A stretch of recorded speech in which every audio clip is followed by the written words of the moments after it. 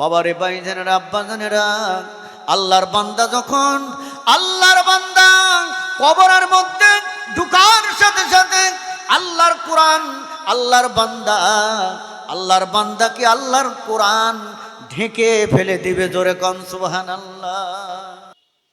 আমি দুটি কথা সংক্ষেপে আলোচনা করে যদি আল্লাহ বলার সুযোগ দেয় অল্প সময়ের ভিতর, যেহেতু টাইম কম। সম্মানিত হাজিরিন, মরা যে লাগবে এটা আমাদের বিশ্বাস আছে তো?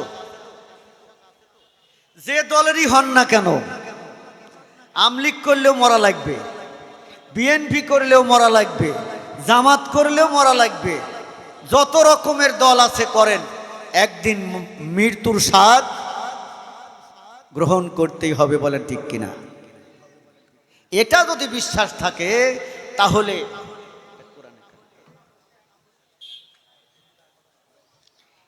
এই কোরআনে কারিমের মধ্যে আল্লাহ তাআলা কোনো কিছু বাদ দিয়ে দেন নাই, সব কিছু পরিপূর্ণ করে দিয়েছেন। আল্লাহ বলেই দিয়েছেন জালিকাল কিতাবু লা রাইবা ফি। এর ভিতর কোনো ভুল আছে? ভুল নাই। সম্মানিত হাজিরিন, আল্লাহ তাআলা কোরআনে কারিম এত সম্মান আল্লাহ দিয়েছেন। কোরআনে কারিমের সম্মানের কারণে আল্লাহ তাআলা কোরআনের সম্মানে বান্দা ওই কোরআনে কারিম যদি হিফাজত করে, কোরআন অনুযায়ী জীবন গঠন করে, কোরআন অনুযায়ী আল্লাহর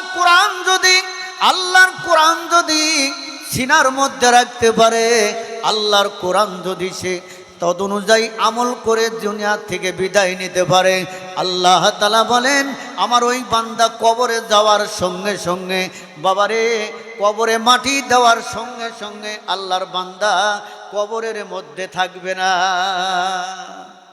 জোরে বলুন সুবহানাল্লাহ।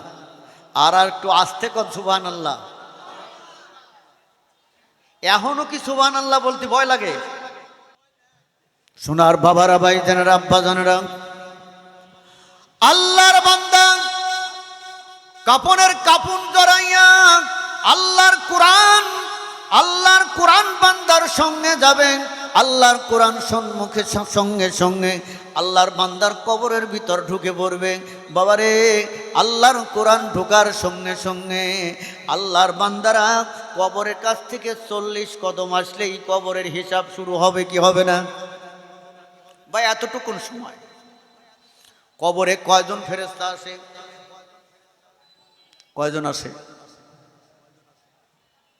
একটা লোক বলেন যে কবরে কয়জন ফেরেশতা আসে? 2 জন আসে না আগে? আজকে নতুন ভাবে শুনে যান, কবরে একজন ফেরেশতা আসে। তার নাম কি? সারা রাত ভরে রাবেয়া বস্তি রহমাতুল্লাহ আলাইহির ওয়াজ শুনে তারপরে যাওয়ার সময় কষ্ট আছে, রাবেয়া বস্তি রহমাতুল্লাহ বেটা চাউল নামিয়ে লোক।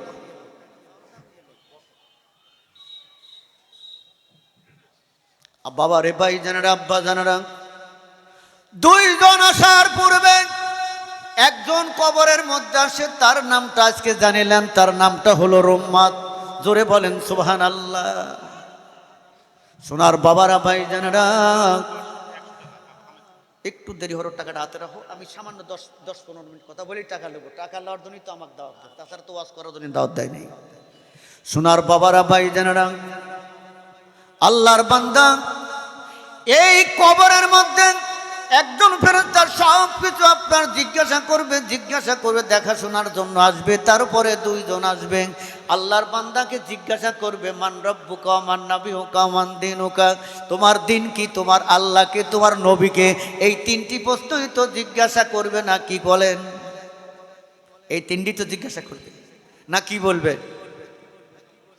বাবারে, ভাইজানেরা, আব্বাজানেরা, আল্লাহর বান্দা যখন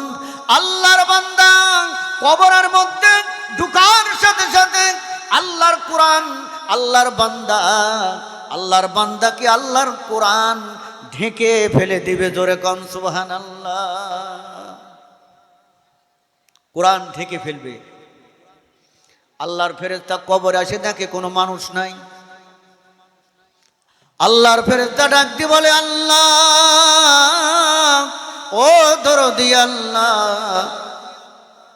আমরা আসলাম জিজ্ঞাসা করব 3টি প্রশ্ন। আল্লাহ কিন্তু আপনার বান্দাকে তো কবরে পাই না, আপনার বান্দা তো কবরে নাই।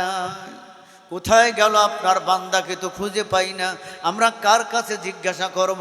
আল্লাহ ডাক দিয়ে বলেন, এ আমার ফেরেশতারা, দেখো কবরের মধ্যেই আছে। এ আমার ফেরেশতারা, আমার বান্দা কবরের মধ্যেই আছে, কবরের কিনারায় খুঁজতে থাকো। আল্লাহর ফেরেশতারা তাকায় দেখে কবরের কিনারায় এক কোণে একটা পাখির আকার ধারণ করে আল্লাহর বান্দা ওই কোরআনে কারিম পাখির আকার ধারণ করে বসে আছে। জোরে বলেন সুবহানাল্লাহ।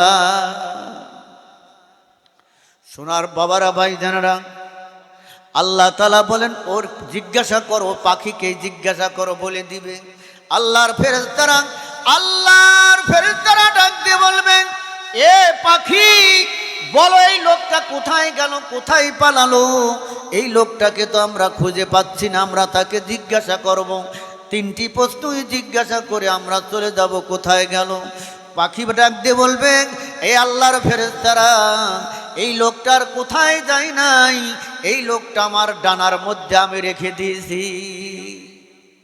জোরে বলেন না সুবহানাল্লাহ। কোরআন ঢেকে রাখবে, কোরআন আপনাকে আমাকে ঢেকে রাখবে বাজান। কোরআনের যদি কাজ করে যায় বাবারা, আল্লাহর কোরআন তখন ঢেকে নেবে। আল্লাহর ফেরেশতারা বলবেন, এ আল্লাহর কোরআন ছেড়ে দেন লোকটাকে, এই লোকটাকে বের করে দেন। আল্লাহর কোরআন বলবে, আমার ডানা থেকে শক্তি থাকে, বের করে না। তোমাদের যদি শক্তি থাকে তাহলে আসো, আমাকে বের করে নিয়ে যাও, তাকে বের করে নিয়ে যাও। তোমাদের যদি শক্তি থাকে, আমি কোরআন আমার ভিতর থেকে তাকে নিয়ে যাও। বাবারে, ভাইজানেরা, আব্বা জানেরা, আল্লাহর কোরআন শুধু পড়েই গেলেন, কোনোদিন দেখলেন না। আল্লাহর কোরআনের মধ্যে আল্লাহ কি ঘোষণা করে দিয়েছেন? আল্লাহ তাআলা বারবার বলে দিয়েছেন, বান্দা এই কিতাবের মধ্যে কোনো ভুল নাই। আমি আল্লাহ কোথাও কোনো জায়গায় ভুল করে দেই নাই। আমি আল্লাহ সম্পূর্ণ স্বয়ং সম্পূর্ণ করে কোরআনুল কারীম আমি তোমাদের কাছে নাজিল করিনি, আমার রাসূলের মাধ্যমে তোমাদের কাছে পৌঁছায় দিয়েছি।